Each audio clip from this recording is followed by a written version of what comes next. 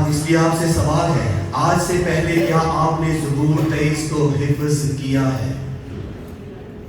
بہت دفعہ بہت سے ایماندار جو نظر انداز کرتے ہیں باتیں، وہ کیا ہے، جب ہم ایک چیز کا مطالعہ کرتے دوبارہ اس کی طرف نہیں جاتے۔ آپ کے لیے چیلنج ہوگا، میں چاہوں گا کہ اس کانفرنس کو کرنے کے بعد اگر ہو سکے تو کم و بیش زبور 23 کو 100 دفعہ کیا کریں، دہرائیں۔ یہ کوئی میں آپ کو کالا علم یا کوئی ٹوٹکا نہیں بتا رہا کہ آپ پڑھنے سے روحانی ہو جائیں گے، بلکہ کیا ہے، حفظ کرنے سے۔ خدا کا بندہ ایوب کہتا ہے، میں نے اس کے منہ کی باتوں کو اپنی ضروری خوراک سے بھی زیادہ ذخیرہ کیا ہے۔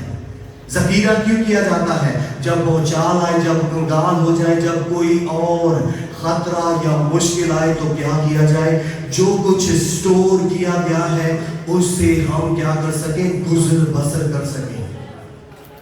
ایوب نے نہ صرف شیطان کا بلکہ اپنی بیوی کا اور اپنے 3 معصوم دوستوں کا کیا کیا، سامنا کیا، جو آ کر اس کے ساتھ بیٹھ کر اسے تعمیر کرنے کی بانسبت کیا کر رہے تھے، توڑ رہے تھے اور اس پر الزام لگا رہے تھے، کیونکہ وہ ناکام کیوں نہ ہوا، اس نے خدا کے کلام کو اپنے دل میں رکھا ہوا تھا، اس نے اپنے کلام کے کلام کو کیا کیا ہوا تھا، ذخیرہ کیا ہوا تھا۔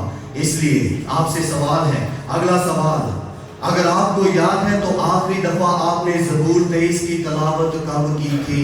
اب اس صبح کے علاوہ۔ تیسرا سوال، زبور 23 میں بھیڑ کون ہے اور چرواہا کون ہے؟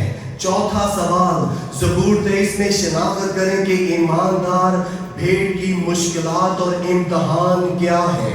اس کے بعد 5واں سوال، زبور 23 میں مطالعہ کریں کہ چرواہے کی طرف سے کیا اور کون سے انتظامات ہمارے لیے دستیاب ہیں۔ اس کے بعد 6واں سوال، اگر آپ ان تمام حالات میں ہوتے تو آپ کیا کرتے؟ جب ہم زبور 23 کا جو ہے وہ تاریخی پس منظر دیکھیں گے تو ہم کیا کریں گے اگر ہم ان حالات میں ہوتے جب خدا کے بندہ داؤد نے زبور 23 کو لکھا۔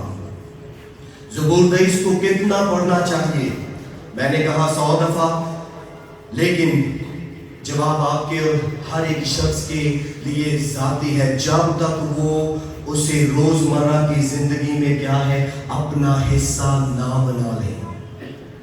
جب کوئی فریسی تیار ہوتا تھا تو وہ پوری شریعت کا نہ صرف طالب علم ہوتا تھا بلکہ کیا ہوتا تھا، معلم ہوتا تھا، اور وہ پوری شریعت سے واقف ہوتا تھا۔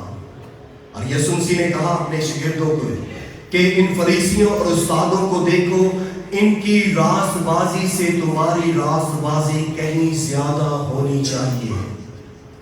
جب راست بازی کی بات کی جا رہی ہے تو ان کا ڈیووشن، ان کا مطالعہ، ان کی سرگرمی، ان کی وہ تمام مذہبی باتیں جس میں وہ اپنے آپ کو خدا کے سٹینڈرڈ کے مطابق کھڑا کرنا چاہتے تھے اور خدا کی راست بازی کو رد کرتے تھے۔ خداوند یسوع مسیح شاگردوں کو کہتا ہے کہ تمہاری راست بازی ان کی راست بازی سے کہیں زیادہ ہونی چاہیے، جسے میں کہتا ہوں عملی علم الہیہ کی زندگی بسر کرنا۔